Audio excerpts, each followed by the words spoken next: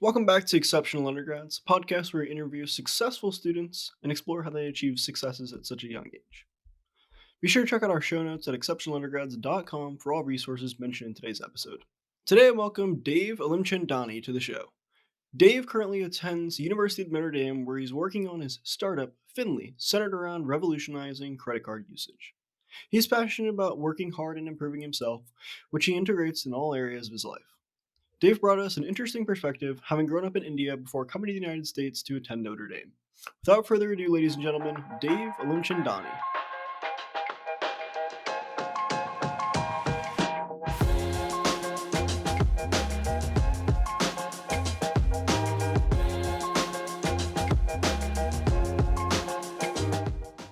Dave, welcome to the show.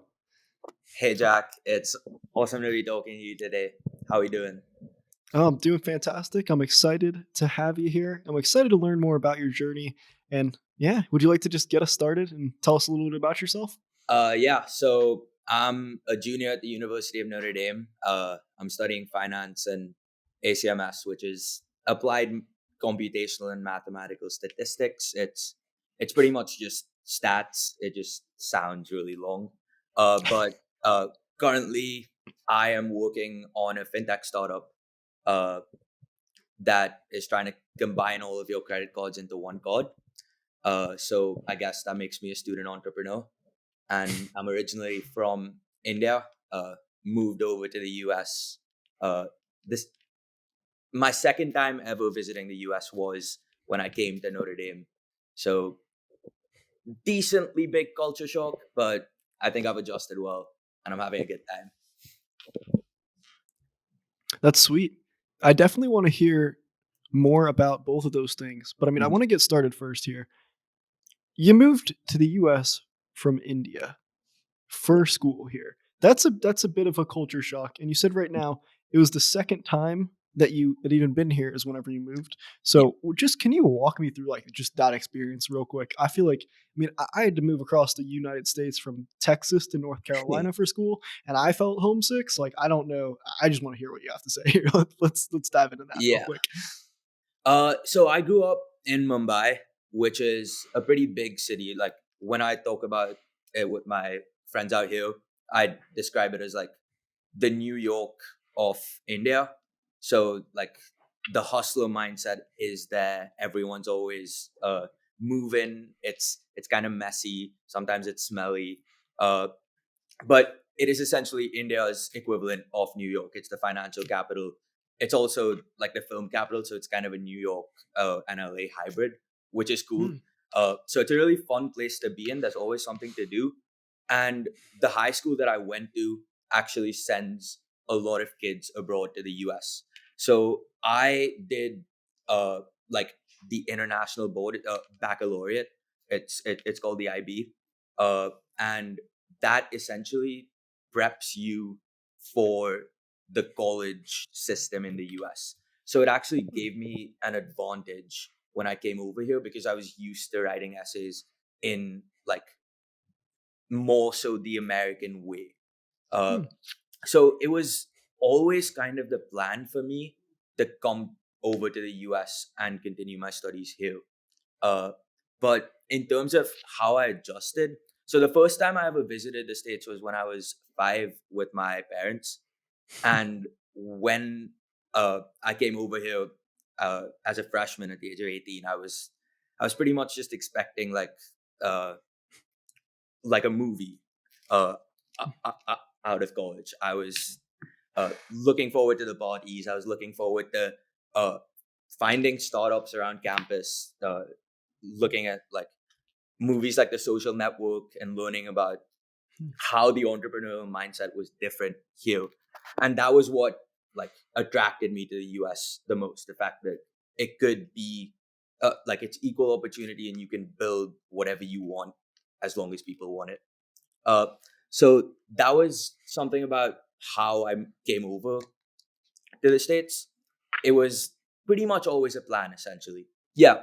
So my first year of college was more adjusting. I kind of at the start of the year, my RA said to me that any opportunity I get, I should say yes to it. and I should make sure that I'm putting myself out there and saying no to absolutely nothing. And that was a little scary for me because I was already adjusting to being in a completely new country, really far away from home. But I tried to do it to the best of my ability. And like I played a like I've been playing a bunch of sports since I grew up. I've been like I love acting. I love playing guitar. So I was able to meet a lot of different people, but I think I kind of lost my focus and I was too focused on having fun.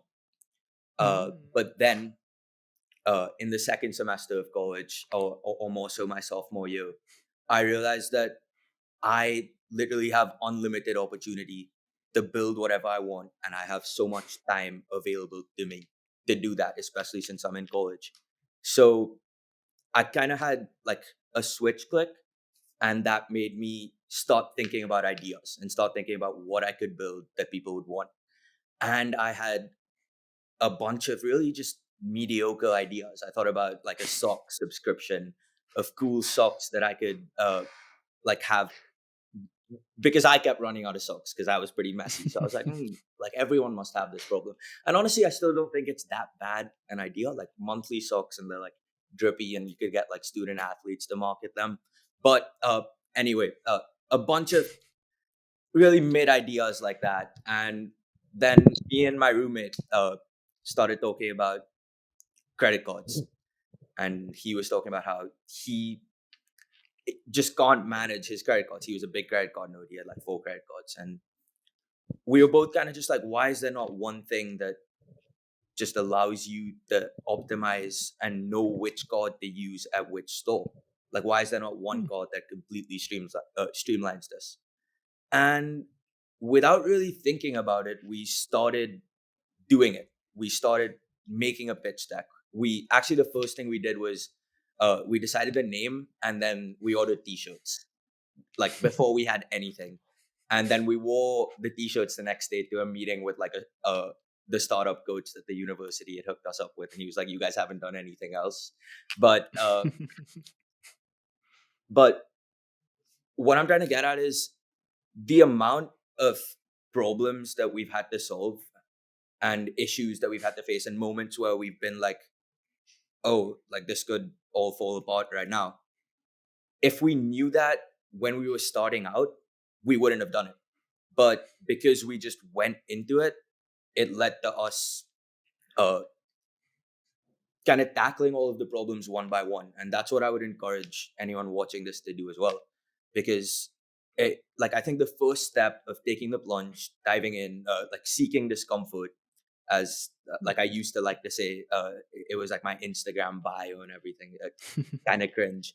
But yeah, I I think having that, like being able to break that initial mental barrier was something that changed my life, because it made me it it it, it just has made me better in every way. I've like I feel like I've enhanced myself as a person in every single way since I started working on a startup.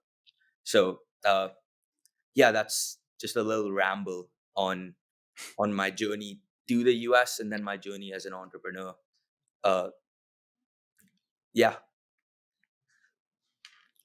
I think you mentioned a very important point earlier, which kind of went with your journey from India over to the US and Mhm. this startup that you're starting as well, which was just kind of going out and doing it. And Yeah.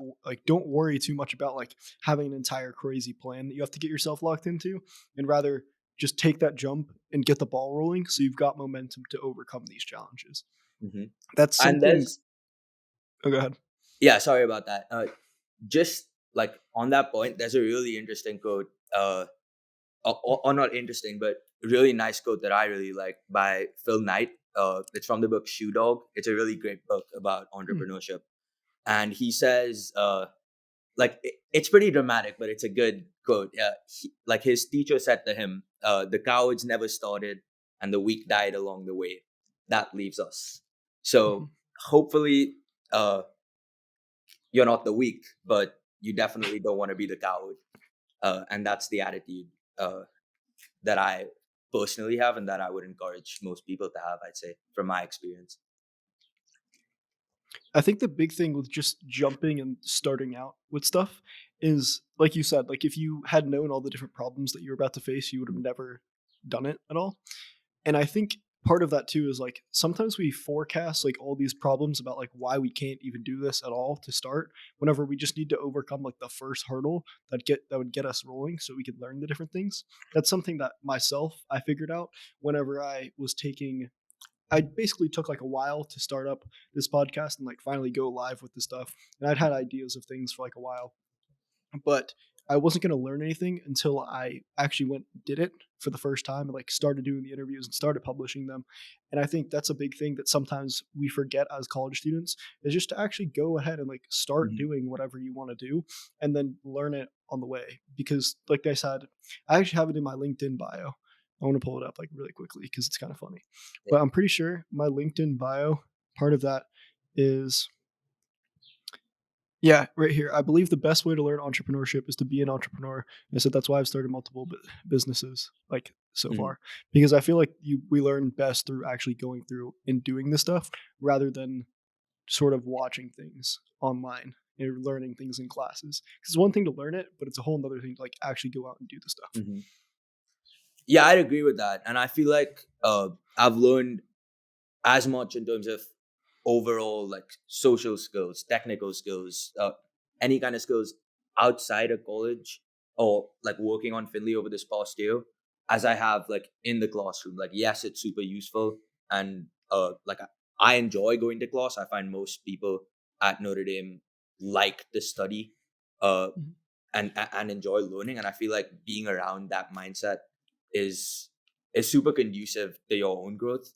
But uh like coming to the point of taking the jump, I feel like it's like a daily battle.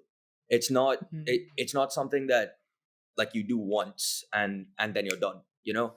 uh like even right now there's things that I could be doing that I'm not doing, that I need to get into and get over that mindset uh of apprehension about it. So I think it's super important to to address that mentally, like internally within yourself, and do the things that you don't really want to do but feel like you should do. Have you heard of the phrase like eat that frog before? I have not, no. Okay, I mentioned this in another episode, but it's a reference to Brian Tracy's book, Eat That Frog. Okay. Basically, what he says is if you were to eat a frog and you had to eat like one frog over the period of a day, when would you eat this frog? And the argument behind it is to eat that frog basically as fast as possible immediately so you don't have this stuff like looming over you for the rest of the day.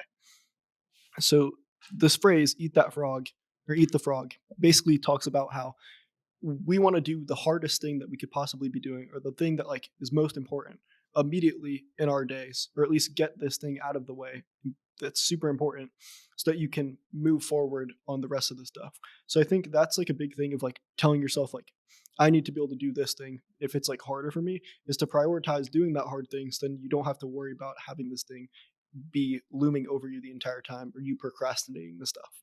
I think a big thing that this connects to as well is the concept of delayed gratification, which is a basically talks about how it's doing the hard thing like right now instead of doing the easy thing, which would be instant gratification. And delayed gratification is really more about like doing the thing that's hard right now so that you get a reward for it later on, rather than doing something that's instant gratification that is like pleasure now and then it brings you pain later. So I think by front loading that task and eating the frog per se, it encourages delayed gratification to then have you grow more and accomplish more in the future because of this tough opportunities that you've given yourself earlier. Yeah, that makes sense.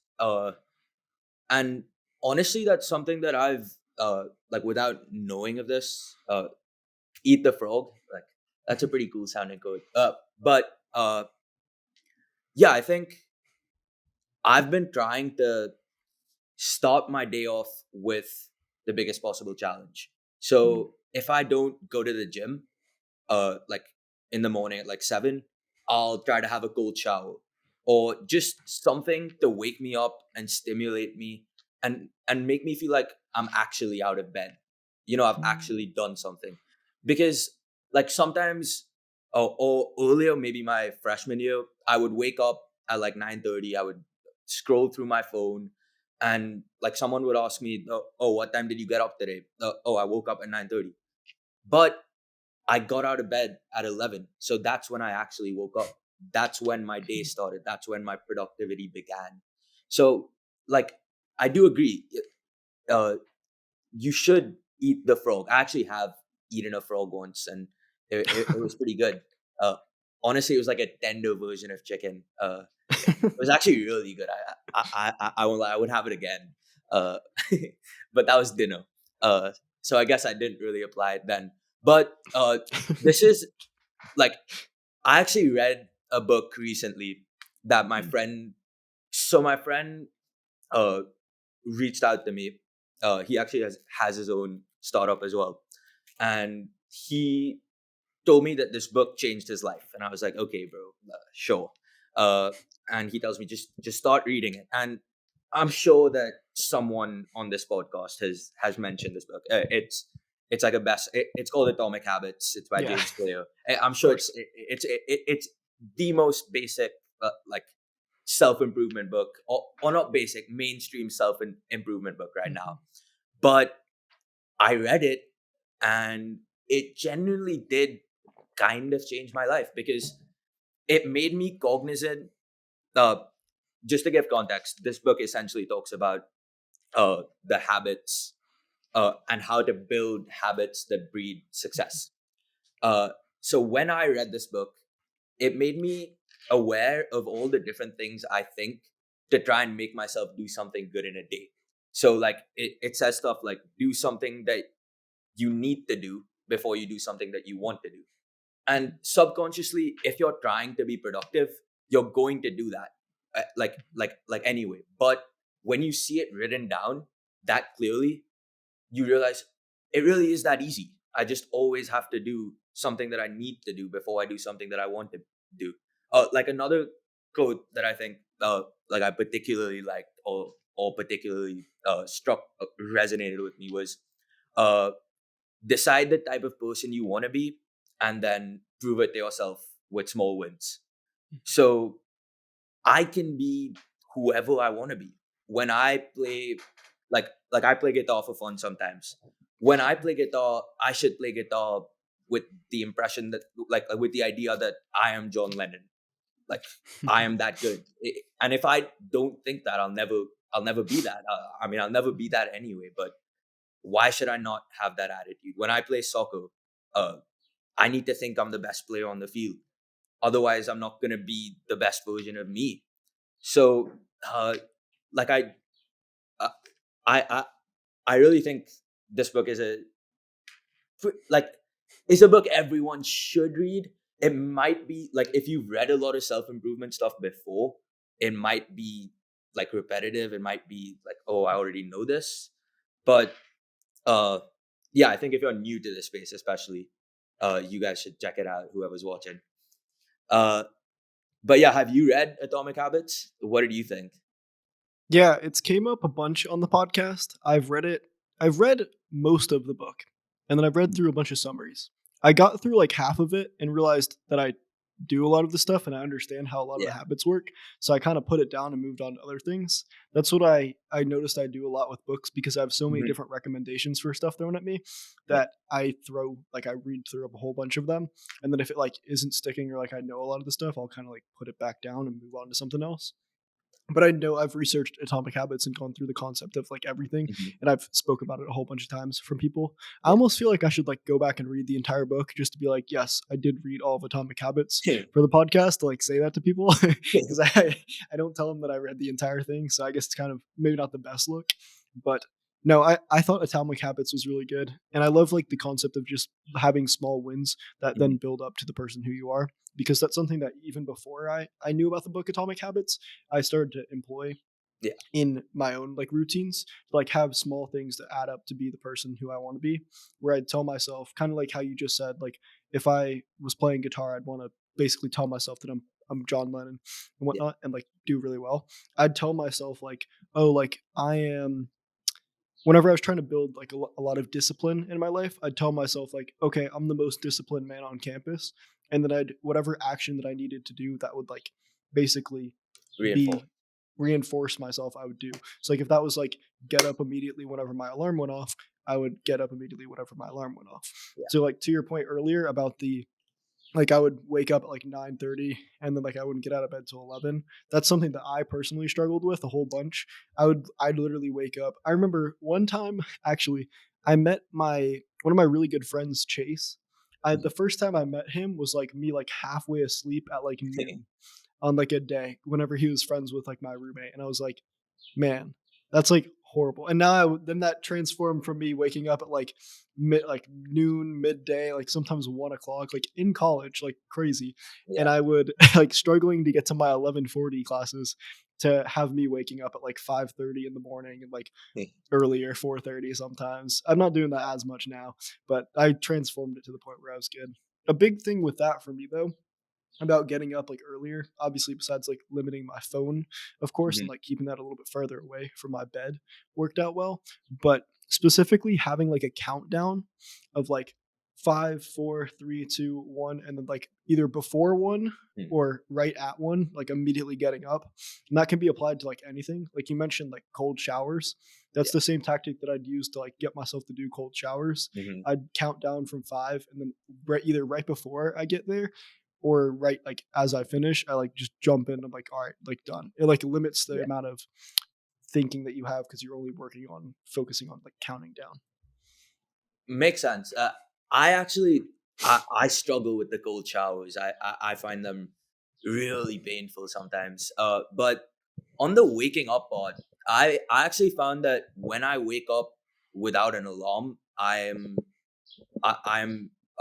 more productive and I feel more awake. Like I do, Mm. uh, I, I do find it hard to do that if I'm trying to wake up at like 5. But if I get to bed at 11:30 or 12, and I wake up at 7, uh, when I do it without an alarm, it's kind of just mental. Like right before I go to sleep, I'm like, okay, you need to wake up at 7. Like you need to wake up at this time. And Mhm. then I'll just end up waking up like 10 minutes before. And that's not really something I saw as possible. It was something actually this guy I used to go to the gym with told me. He was like, you can just wake up whenever you want. And I was like, that does not make sense. Uh and then I started doing it and I got better at it. And the more I did it, the better I feel like waking up without an alarm because it just feels inorganic. It doesn't feel real. Like our ancestors didn't wake up with an alarm. They woke up when the sun was out. So my like I feel like naturally your body responds better to waking up without an alarm. So maybe that's something you could try if it works out. I don't know if I could do it at 5 a.m. But if you're waking up any later, uh, try out waking up without an alarm and let me know if you feel a difference. I think I'm gonna do that whenever I go home for the summer now, Yeah. just like as an experiment because I only have I think I have like 13 days left until I fly back home Okay. when we're recording this now, and I feel like that'd be a fun thing to try. I just love experimenting with different Yeah. stuff, of course, as well. So like whether that's like reading books or doing different routines, but I feel like that'd be a cool thing to implement is Yeah. waking up without an alarm. Especially if you said like now I really want to try like I want to try that tomorrow. Like I know I kind of can't because like I have stuff to do, Yeah. but I totally want to say like so what did you do for that? Like did you literally just say like I'm waking up at 7. I'm waking up at 7. I'm waking up at 7 and then Yeah. like fall asleep? Like pretty much like I just looked at the time when I slept. I was like, okay, I need to wake up at like 6:30. Say it a couple times in your head to yourself. And I think like because I was so eager to be awake the night before, my body just woke itself up even before the time that I needed to wake up. And then like you go back to sleep for like 5 minutes and wake up when you actually need to. But Mhm. it just feels so nice knowing that I can control my sleep. Like I can control my body and my mind even when I sleep to wake up when it like when it wants to or needs to. And if I have an exam, like I will set an alarm at the actual time. But I will try and wake up earlier on my own, because I just feel like it gives me that energy that I've woken up on my own. But uh, like another thing that you mentioned that I'd want to talk about is like being a morning person and waking up early in the morning. Like we both talked about how uh, in college that kind of went for a toss for a little bit, and I wanted to ask, like, a lot of people say that like they work better in the night, and it's not really something that I ever felt, because I've been used to waking up early in the morning because I had like soccer practice or cricket practice. But do you think do you think that that's more of a mindset? Like, do you think people can just work well whenever they want to, or do you think people are more conditioned towards working well at certain times? So there's a couple of things that I've learned on this so Hmm. far that I was researching. I think it's beneficial to have a portion of time in your day, and this is what I've learned from actually a lot of other exceptional undergrads. Pretty much everyone has a portion in their day, portion of time, either day or night, that they are able to just like focus on themselves and like work. So I think that that works well. I switched my stuff to earlier in the morning whenever I was working like extremely hard on a lot of this stuff. I've dialed it back a little bit now, but specifically because of the fact that if you wake up and go from your sleep state to like immediately working, the it's a lot easier for you to get into a flow state. Hmm. Do you know about like flow states and I'm whatnot? somewhat familiar, but So it's basically like being like completely entrenched in like whatever you're working on and being like fully focused on that. mhm, It's easier for you to slip your mind from like the sleep kind of state into like a flow state of like focus if yeah. you do it from like immediately getting up. And that's what I've noticed. I've also noticed if you start working in the morning, you can also leverage like caffeine or something as well, Hmm. like that. And if you do that at night, then it could be like throw off your circadian rhythm, Yeah. which I think is something that we like didn't say earlier.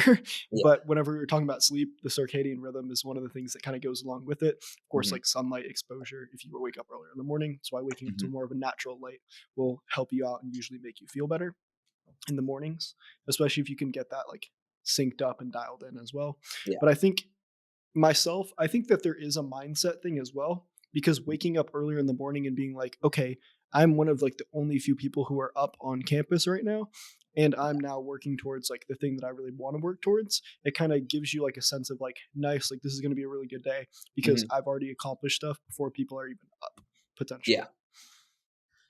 It does make you feel like you have an edge sometimes. Like, uh, if I've gone to the gym and done an hour of work before my 9:30, it does, I do walk like I've been awake for 2 hours. I kind of bring that energy. So I do, I do agree, and I do feel that uh doing something at the start of your day i- is hugely important. Uh, but since I mentioned going to the gym or just physical activities, like another thing I wanted to talk about in terms of habits that help me is making sure that my day has, like you mentioned, time for myself, time to work, but also time for me to make sure I'm developing myself in Mm. uh in 3 or 4 key ways. So the way I try to think about it is I should be doing something that is physically challenging, creatively challenging, mentally challenging, and social in a day. And if I'm able Mm. to do all four, then I've had a full day, and I feel like I'm developing myself and making like the most use of the people and resources around me, because I don't know if I'm ever going to be around as many smart people, or around or having as many things to do as I do right now at Notre Dame, because I mean it's a college community. Uh, so when I do that, like when I complete something creative or when I complete something mental, I find it uh, creative or physical. My bad. I find it easier to do my like mentally challenging tasks of the day, which would be like my work on my startup or my uh, schoolwork, like studying for exams. And I think that's something that's super important and also kind of neglected in in the overall self improvement space. Like I think it's easy to get lost in solitude, kind of. And this did happen to Mhm. me a little bit because I was uh, working on myself so much that I wasn't really hanging out as much.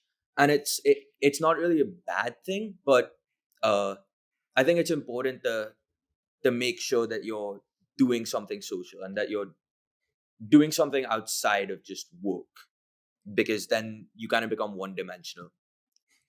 What do you think about that? And like, what are your like physical or creative releases? So, before I answer that, you've mentioned a lot about like working on yourself and like self improvement. Mhm. How like when did this start for you? Did you how were you like a little while ago, maybe like in high school or whatnot? And how were you able to like shift into this self improvement space that you've been mentioning quite a bit about? Uh, I was actually talking about this to my mom yesterday, and she was talking about how like she was basically saying that I was always disciplined as a kid, and then I fell off. Was what she was saying, and I was like, that's not really true because uh, so growing up, our cricket team back home. So cricket is the biggest sport in India. Mhm. It's an amazing sport. I love it. I don't get to play it out here, so I play a lot of soccer instead. But our cricket team used to train every morning, 5 a.m. And then we used to train after school as well. So it's pretty intense. But I was, and my mom was like, you had that discipline. Like you would go to training every day, and you would like try. And I would love playing. Like I love my team. I love my teammates. I love the competitive aspect. I think that's like honestly it's the best part of my day, the competitive edge that sports brings. But coming back to the point, I was good at cricket and I enjoyed being part of a team, but I never really tried to separate myself in high school.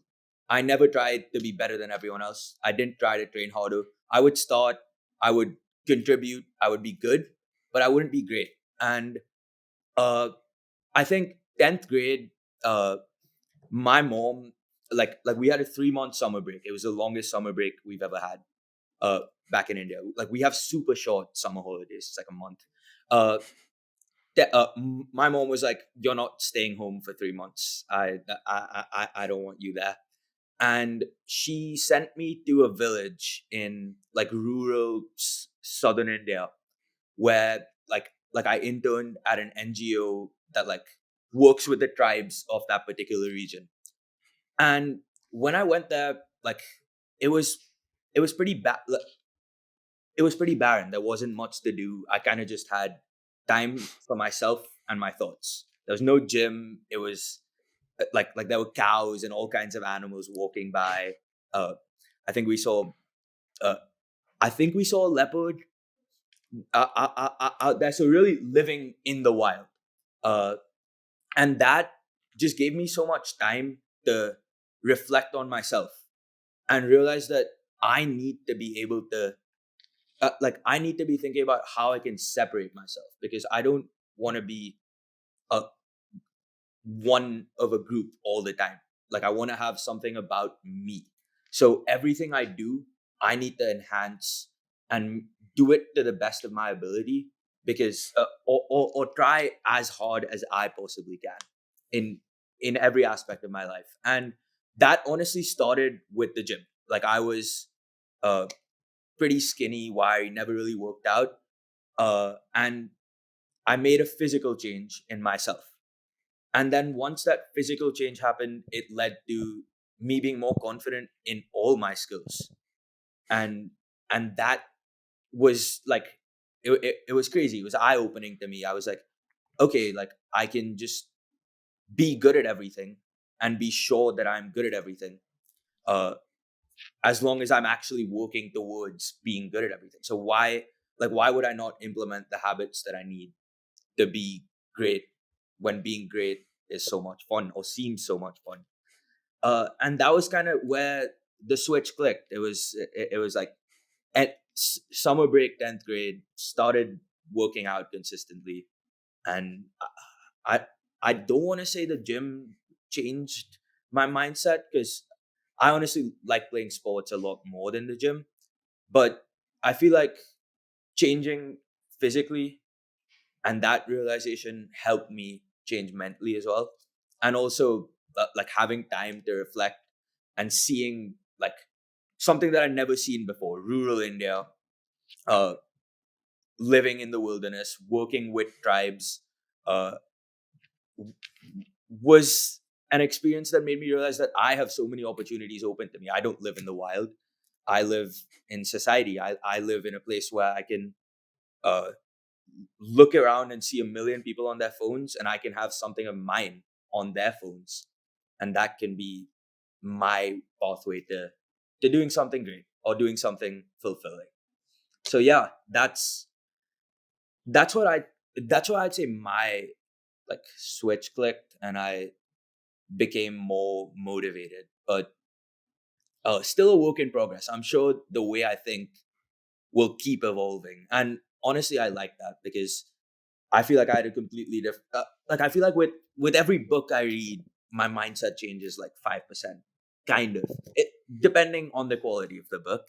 But uh, yeah, uh, I don't want to ramble too much, but my girlfriend actually gave me a, a very interesting book. Not even like I don't want to say interesting. It's a very cynical book. It's called you've also definitely heard of this. It's the 48 Laws of Power, Hmm. Yep.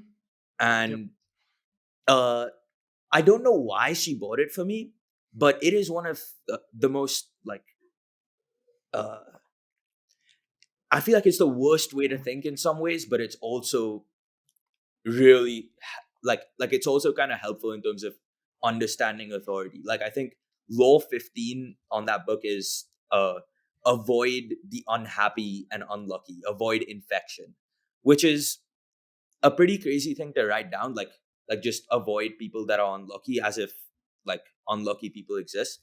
But I think the point it's getting at is be around people that are only going to be good to you, or good for you, or be around people that are moving in the same direction as you. And I think there's a lot of wisdom in that. Have you read the book? Are you familiar with it? I started reading it a little while ago. My It's a philosophy hard read. It, it's it's interesting. I'm a few laws in. I really like it so far. And I was actually explaining this to my uncle. That book is banned in prisons across the yes. United Yeah. States, which Yeah. is great. And I want to read all the stuff, not necessarily so I could use all of it, but so Hmm. I can know just in case and like Yeah. recognize things if in case anybody else were to use any of this stuff on myself. To have True. stuff in the back of my head. That's why I also like I'll learn things as well as like just in case, because I'd rather learn a whole bunch of stuff and be able to recall it. Like, oh yeah, this is something from there, rather Yeah. than like being clueless and not knowing any of the stuff. But Hmm. continue. Yeah.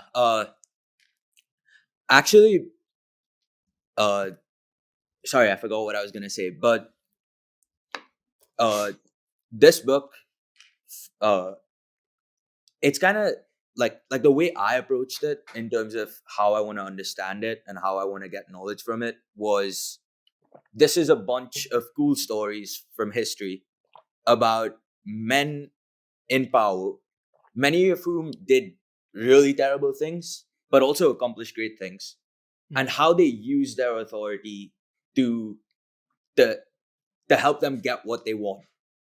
And in like a lot of these occasions, it's pretty messed up, like the things that they do. Mhm. Uh, like uh, like I think there's something from the French Revolution where this guy, I think his name is Talleyrand. He was like Napoleon's prime minister, and his secretary.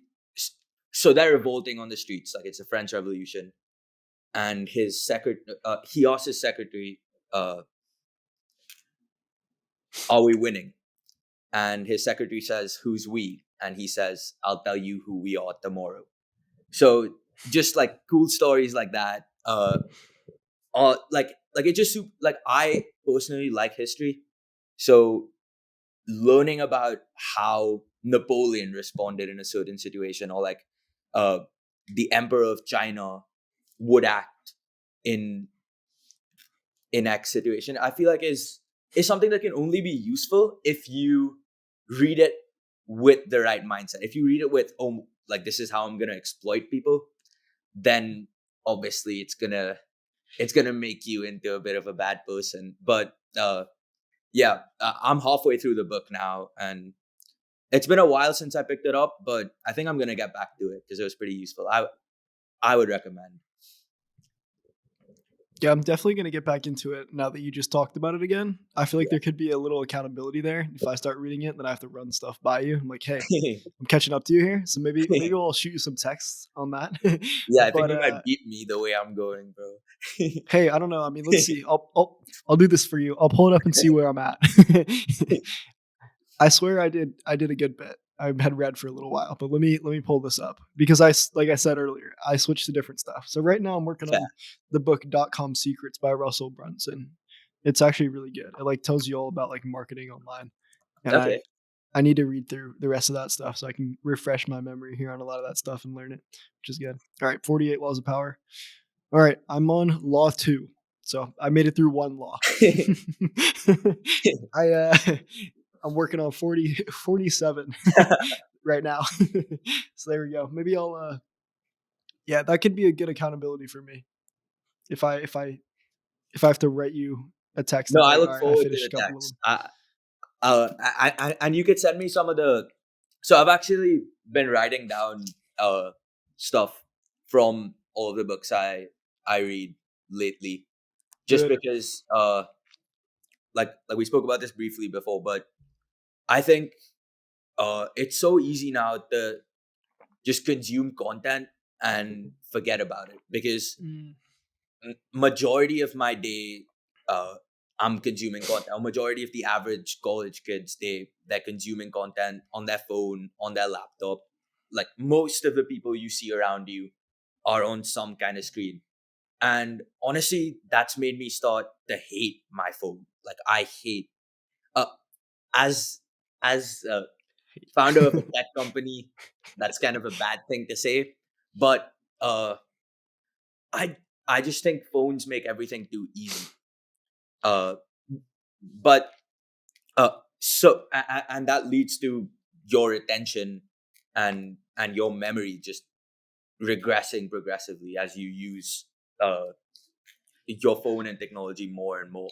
So uh yeah, one thing that I feel has helped me gain more from the books I read is writing down quotes and writing down things that I feel had an impact on me. uh I think you mentioned that you do this too. So like, do you have like a book where you write them down, or do you like write them down on your phone?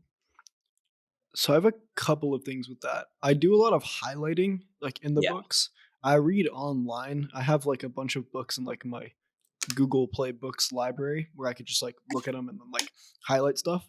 You can Mhm. actually export the notes if you want to, but I'll also write down like quotes and stuff in like my notes app to like make sure I've got stuff as well.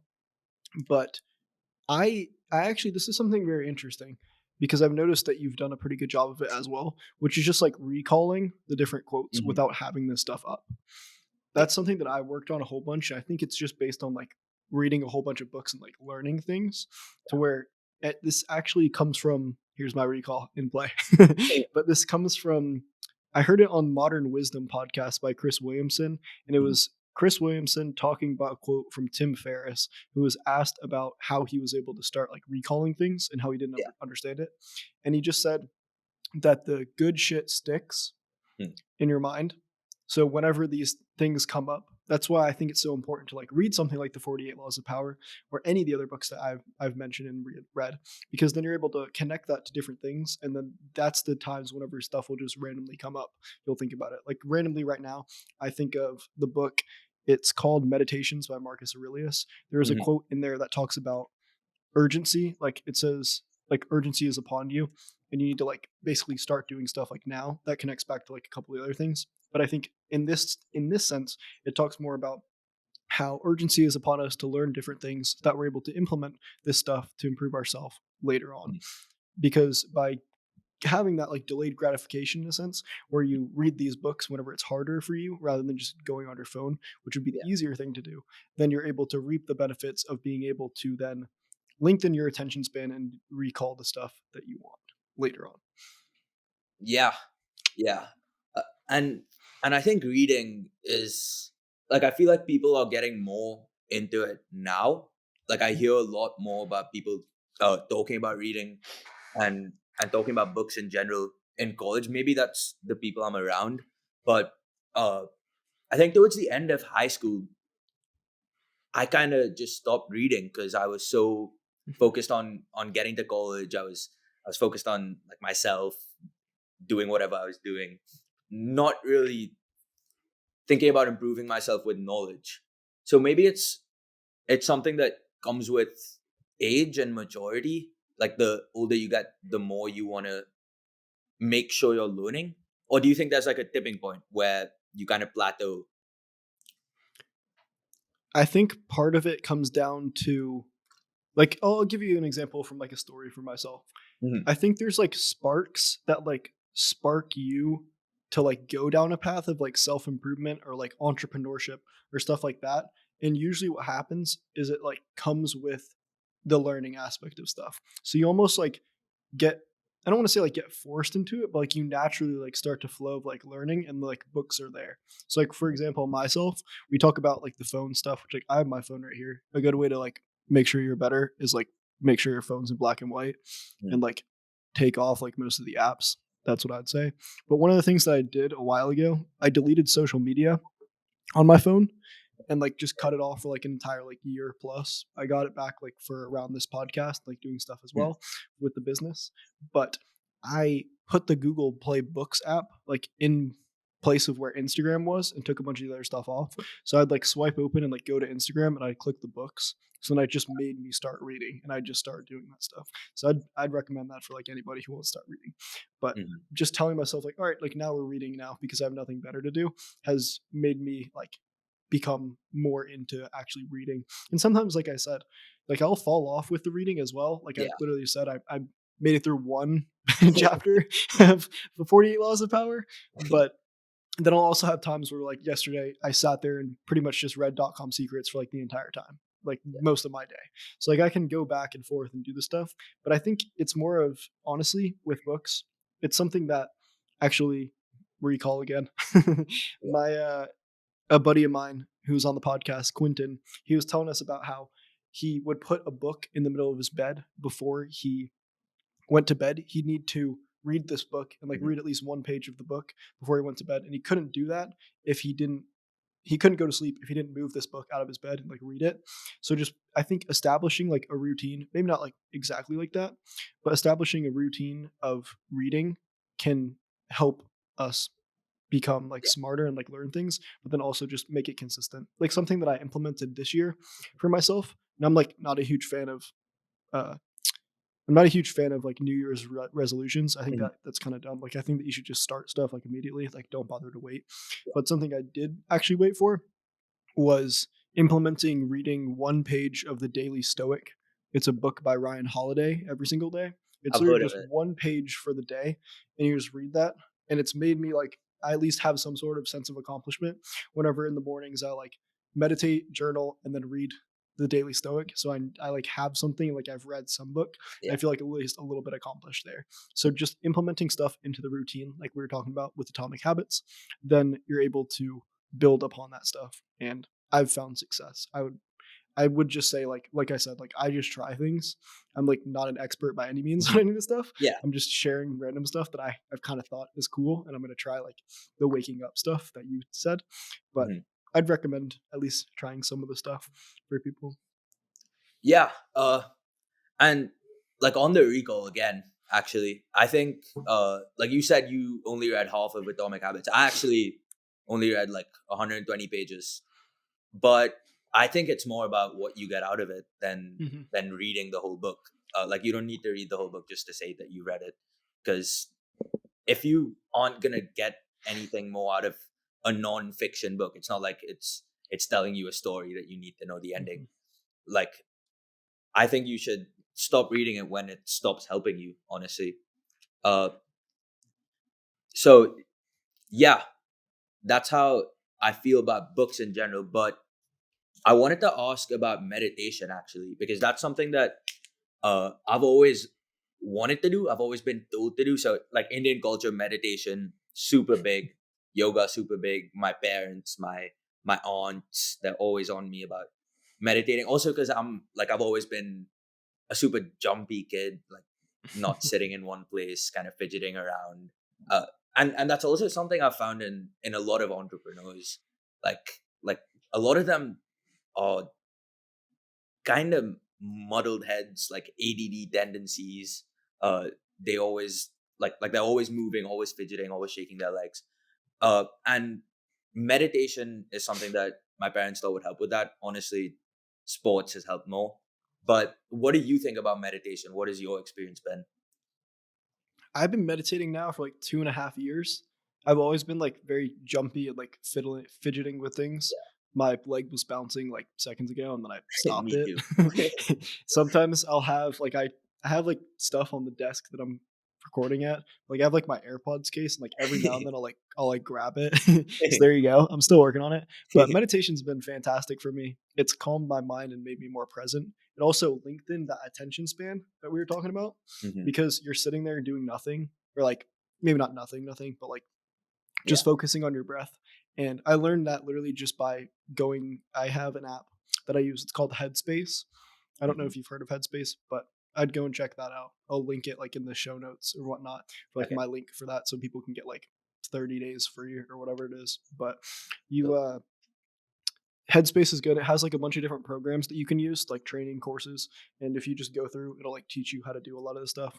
I think it has been super beneficial for me, just specifically because I mean it's calmed me down, and I think pairing that, like I said, with journaling, where you like are able to reflect on a lot of the stuff and like be present with meditation, and then just like take out the stuff and like write down like your thoughts, journaling. That has helped me tremendously, and it's made Yeah. me like focus and be present with what's going on now, rather than what's like going around all over the place because I could example now I'm like moving over and like looking but like there's a door over here that's like glass and like I can see people walking by every now and then but like I'm just being present with like speaking to you so I don't have to worry about any of Hmm. the other stuff and I think that's a skill that I've learned and it's taken me I'm like nowhere near where I need to be with any of the stuff. I still get distracted all the time, but it's helped enough to where I can like I said like even earlier like wake it up and then just going straight into a flow state and working because Hmm. I have an attention span.